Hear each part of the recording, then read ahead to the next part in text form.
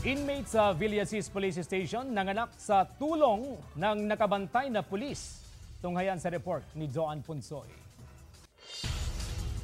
Bilang isang pulis, responsibilidad din namin ang kapakanan ng mga preso. Ito ang kwento ng pagmamalasakit ng Villasis Police sa pag-agapay sa panganganak ng isa nilang buntis na preso. Mag-aalas 2 ng tanghali kahapon nang isilang ng inmate na si Ann Margaret Dalope ang healthy baby boy nito na may bigat na 6.6 pounds. Dahil walang kasamang kamag-anak, ang mga pulis ang nagdala sa kanya sa pinakamalapit na health clinic. Palagi naman po akong tinatakbo sa emergency pag nagpapacheck up ako. Kaya alam nila ma'am na mga anak na ako.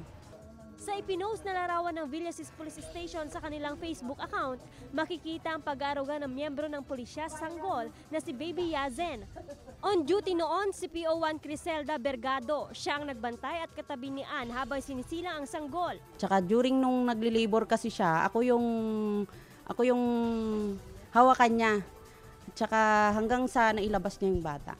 Nung nililinisan siya ng mga midwife, yung bata nakalagay dun sa higaan. Bali, meron ding midwife doon. Pero sabi ko sa midwife, ma'am, ako na lang po ang magbihis sa bata. Kaya binihisan ko po yung bata. Namayani raw ang pagiging ina ni PO1 Bergado. Sa bawat schedule nga raw ng check-up ng preso, kasama siya nito.